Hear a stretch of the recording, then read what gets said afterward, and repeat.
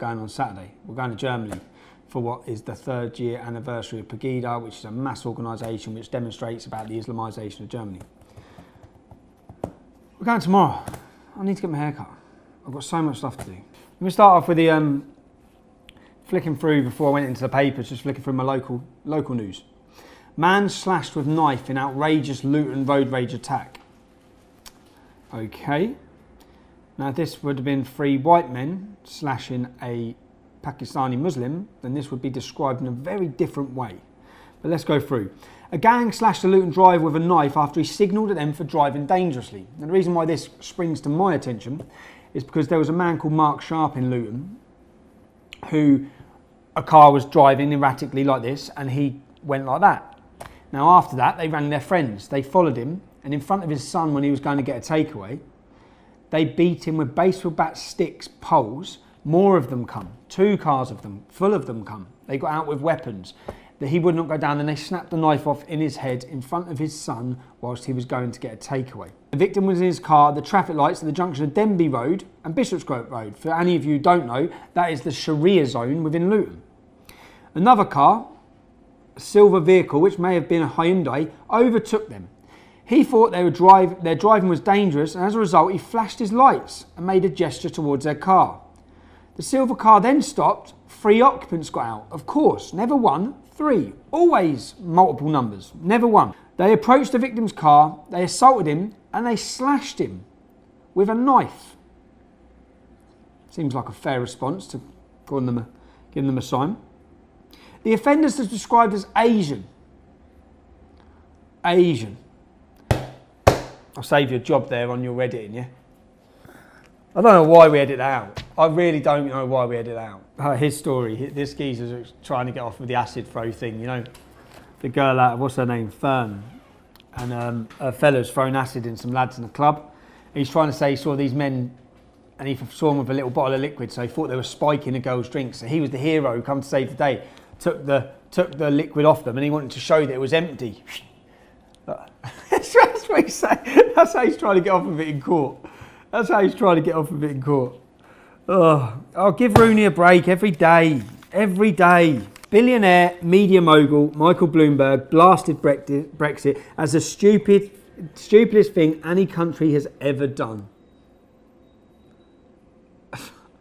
He's the head of a billionaire media outlet, and here he is saying the most stupid thing any country's ever done in history is vote for Brexit. Is that not something that's completely retarded thing to say? That is the most moronic thing I've heard someone say. Think about what previous world leaders have done from previous countries. All the war, all the chaos, all the murder, all the bloodshed, everything that's happened. And he thinks the worst thing done is Brexit. Not the famine, not starving people to death, not anything Saddam Hussein done, not anything any of these tyrants done, not anything that Hitler done. You know, voting for Brexit was the worst thing any country's ever done in history. So says some absolute muppet. We've got some stupid story here. I know there's already going to be coming up. Hold on. Oh yeah, what's going on at our universities? You saw yesterday there was an MP who questioned what they're teaching about Brexit at universities, and there was this big uproar about it. And the reason he was asking, because what it turns out is 8 in 10 academics voted to stay. The reason why that is, which 8 out of 10 academics and professors in universities are left-wing. Yeah, it turns out that within the universities, our remaining universities, all the professors, they've made it such a hostile environment for anyone who voted for Brexit to even admit voting for Brexit. Now, many of these people, many of these MPs, many of these professors, you're there to teach. Say, for example, this one man, he's teaching engineering. He's teaching engineering, but he's handing out all this literature was given 100% Remain, Stop Brexit posters out.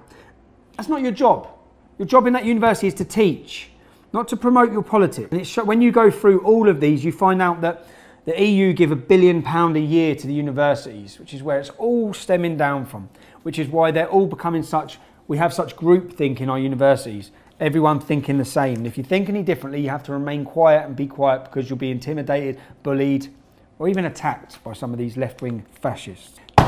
Now this, you know what she says from this? From this, look at it, yeah? From this story here, she says that the newspapers are trying to start a race war. That's what she says today, from this story. She makes everything about race, everything about colour. She says that black people have to work harder at university, at Cambridge. Her whole life is revolved and pushing herself up on a pedestal around her being black, but yet she's focusing everything. It just infuriates me. Feminist killjoy behind the campaign. And she's saying by putting her picture up, let me get what she said. She said that they're trying to start a race war. She's always unhappy, always a victim.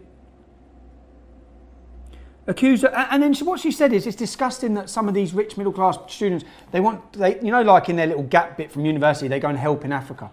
Oh, that's infuriated her. How dare they? How dare they? These middle class white people were moved to travel abroad through inherent selfishness. That's what she says. When did she last go to Africa? I know, probably never been. She's probably never been. In a column on Dr. Starsky, she claimed that black people work harder at Cambridge than white people. That there is a racist comment. That there is racist. She is racist. She is a racist, turning everything about race while trying to portray that Cambridge University and everything else about it is racist, when it's clearly not. She's like a female Monroe Bergdorf. Monroe Bergdorf is female.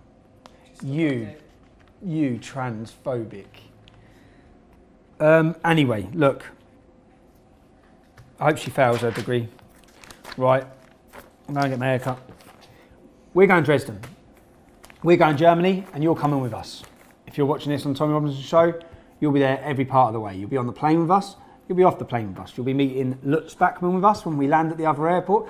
You'll probably be coming swimming with us, because look at this. This is quite funny. I messaged Lutz must think. So he's messaged me, and I've messaged him saying, because he's picking us up from the airport when we land. We're landing in Prague. We're going to Prague first. And I messaged him, all right, mate, can we go swimming first? he must think, what are you talking about?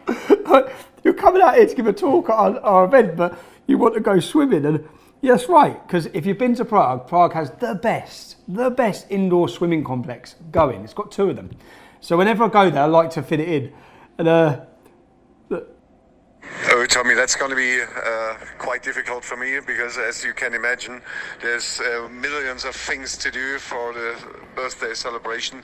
So I'm just going to come and fetch you and bring you to Dresden, and we're going to have some lunch, and then I have a lot of things to do. But there's a nice swimming complex in Dresden as well. I can drop you there.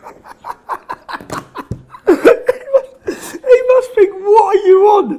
What are you on about, mate? A swimming pool. But anyway, we're going to Dresden.